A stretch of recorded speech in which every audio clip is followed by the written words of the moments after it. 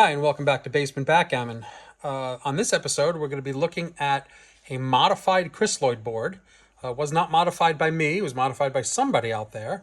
No one will tell me who, I don't think anyone knows. But I've spoken to all the usual suspects, no one seems to know who modified this.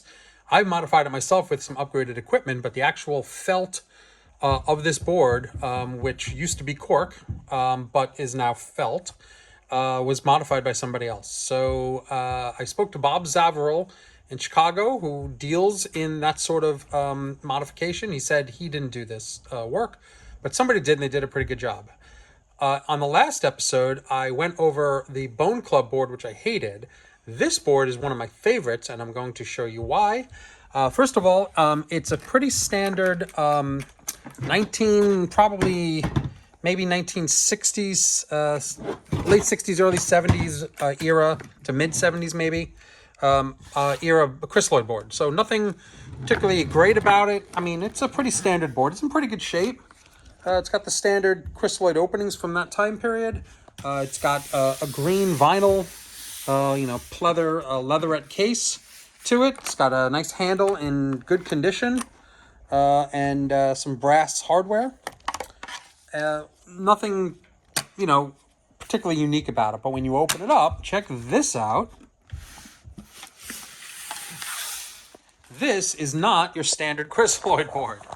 So what this is felt, probably 3 millimeter, maybe thick felt that's been inlaid into the board. Somebody custom did this, and not only did they do the felt, they did the points as well. They cut in their own points and they hand laid in their own points, exactly the way Bob Zavarel would do it. I don't know if they used the same technique, but it came out kind of the same as Bob does that. And it's really great. They used kind of, I wouldn't have picked this color of green and black.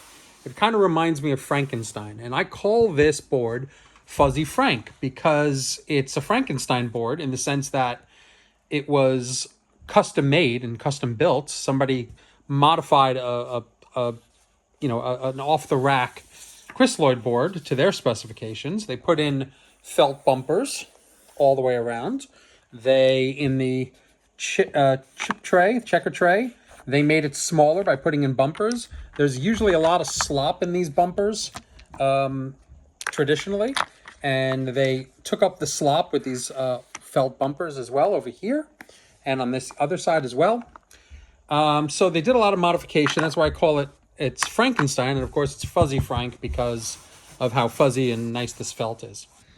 These felt surfaces, they do come on other boards. I can't remember the name right now of the German manufacturer who did the this, but I know Backgammon does stuff like this.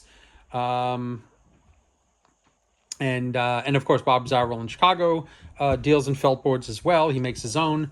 I really like the way the checkers move over felt. Nothing else came in this board. That's not true. There were checkers that came in this board. I took them out and I swapped them out.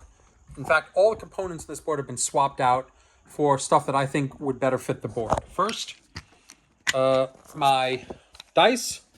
I should have green and black dice for this, but they don't make, I have not seen opaque green dice yet. So I use opaque black and white dice, which is fine because it still works. If you think of a black and white movie, it still works.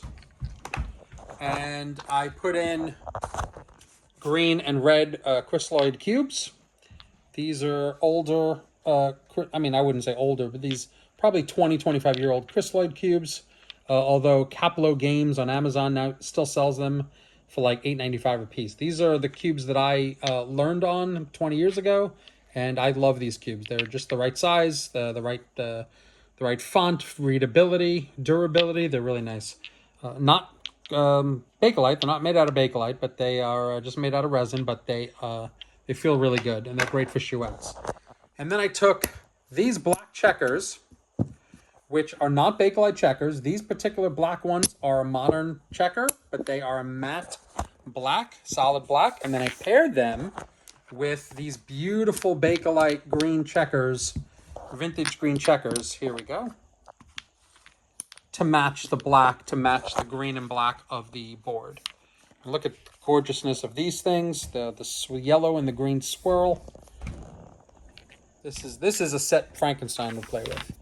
And to top it off, for the dice cups, I have a set of vintage green, let's take a look in the light, green Bakelite cups. Look at the gorgeousness of these things. Oh my lord. To match the checkers and to match the board in general. I don't often use Bakelite cups inside of boards, but they just fit so nicely inside of this one. These are gorgeous. Beautiful cups. Full-size green and yellow Bakelite cups with the original felt. I don't know how old these cups are, but I mean, 1930s could be a legitimate age for these, because these were made and sold out of multi-game sets. Rot Games sold cups like this. Crisloid, well, it wasn't Crisloid at the time. A&L Manufacturing, but a lot of multi-game sets that were made in the 30s and the 40s had cups like this. Similar, although in this color it's pretty rare. So, gorgeous Catalan cups. Let's take a look and see what it looks like all set up.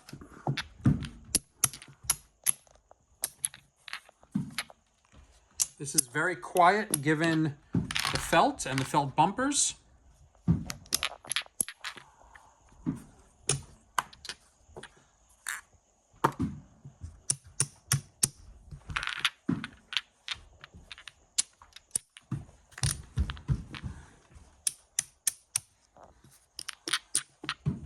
Let's get some dice out. You can hear how this sounds.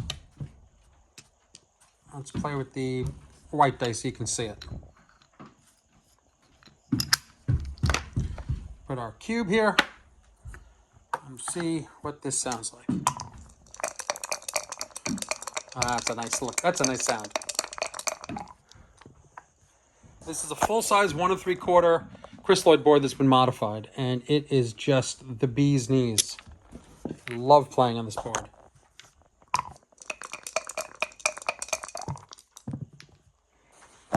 Three, 2.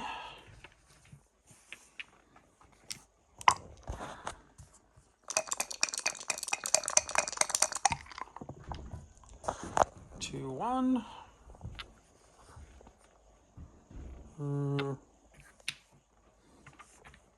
Last roll.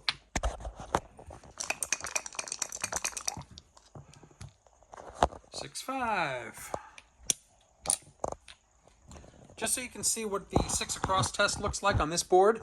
As you can imagine, whoever did this really knew what they were doing. They cut the felt and they put it on the bumpers just enough to take up the slop. So you can see there's a perfect amount of slop for a vintage Crisloid, which normally has too much slop. This really took up, and by the way, this is a technique that anyone can do. You can cut out pieces of felt yourself and take up the slop as needed around the edges of the board to fit your checkers. So this is a technique that can be done. Now going across,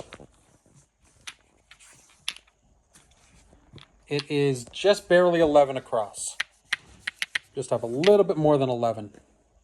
So it's a very comfortable board to play on. It looks striking.